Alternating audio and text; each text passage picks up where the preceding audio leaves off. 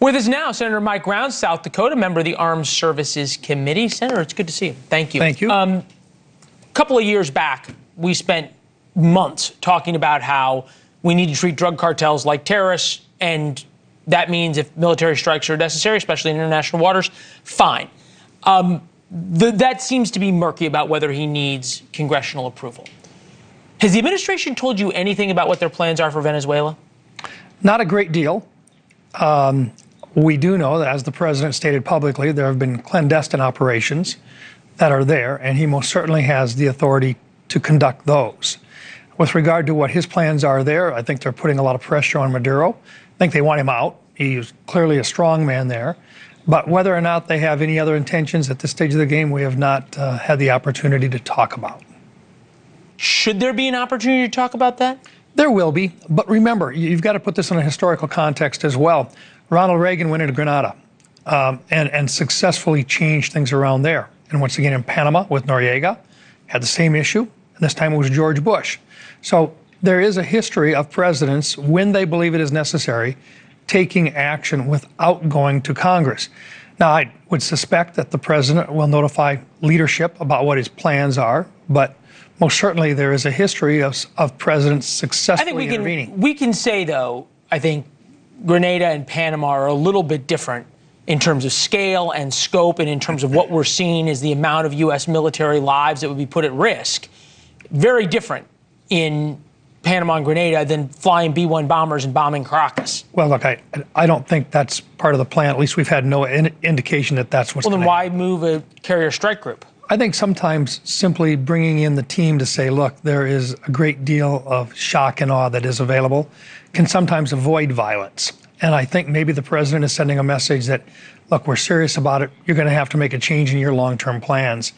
But remember, there's about 6,000 individuals that are off the shore there right now. There are, I believe, 8 separate military ships in the area, including the Ford coming through.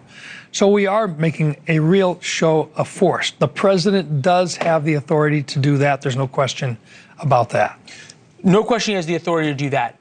There is a growing group of senators and of congressmen, especially on the left, who say when you start this kind of, is to use the military term, kinetic action, that Congress has a say in it. At what point is Congress going to start reasserting any of its powers, be it on tariffs and trade, be it on declaring war, be it on actually starting to negotiate the budgets and have real appropriations? It seems as though Congress is ceding an awful lot of authority. Number one, with regard to appropriations, we've actually started that process now. We've got 3 of them out of the Senate already. We've got probably 4 more that are ready to come to the Senate floor right now. We could probably get 85 to 87% of the entire approach ready to go right now and done in the next 3 weeks. Let me lay out the rest of it, though. With regard to the president, he does have the authority as the chief executive officer to make decisions about defending our country. We have, in the Armed Services Committee, actually requested specific information about what's going on with regard to the attacks in international waters. We're waiting on those reports right now, and this is Republicans and Democrats alike. So we've asked for the reports, and we expect that those will be delivered to us in terms of the legal analysis about why they feel they have the authority to make those Do you not worry, though, at all that we are moving towards, and I think this is true for both parties, to a point towards an area where the checks and balances that the founders put in are gone because Congress is too busy fighting with each other and raising money for their reelection campaigns rather than actually performing the work of the people and, for example, holding hearings right now? Should we declare war on Venezuela? Yeah. Look, first of all, I don't think we're going to declare war on Venezuela. If we do, then that will come. It'll be an act of Congress that'll do it. But second of all, this is not a change in terms of allowing a president to act decisively when necessary if they believe that American lives are at risk. But let me go back just a little bit farther. Congress does have to act in unison. The executive officer does not. He is a unitary body by himself. The courts can respond. But remember, the courts also gave us back a lot of authority just recently with regard to the Chevron case, which now says that the executive branch of government cannot take a law that the Congress has issued and then interpret it the way they want to and have the benefit of the doubt anymore.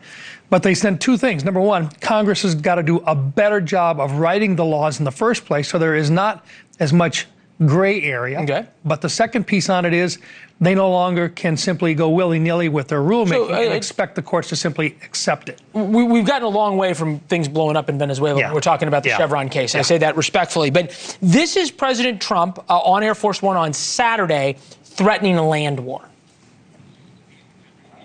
What kind of land targets in Venezuela do you want to strike? And how do you decide which ones to strike? Well, we're going to see with Venezuela. I can tell you one thing. We stopped all drugs virtually from coming in by sea. And we'll stop all drugs from coming in by land very shortly. You'll see that starting. If the goal is to have Nicolas Maduro out, which there's good reason to do that, why play hide the ball on this and make it about drugs? Well, it is about drugs right now. And they are coming in, and they are coming in from not only the Maduro operation, but they're coming in from other countries as well, Colombia included. But we actually, in the National Defense Authorization Act, have provided additional direction for them with regard to cyber operations regarding any one of the drug cartels. So we've already started the process of providing them with legal backing in terms of doing the research to find out where the guys are at, how they bank, what they're doing, and we're doing surveillance on that, and we've done that with authorizations from Congress. So you don't worry at all that we are getting to the point of, for lack of a term, just more forever wars? No, I replacing the old forever wars. Yeah, I don't think we're going to go that direction anymore. I really don't. But I think in this particular case, if a president says, I need to make a decision as the person responsible for the military, for the commander-in-chief, then the Constitution will provide him with certain authorities.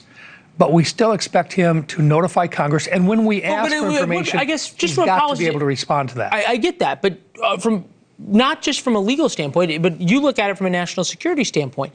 At what point does America have does it become counterproductive? Okay, blowing up ships in international waters or speedboats with drugs is one thing. Taking out Maduro is another.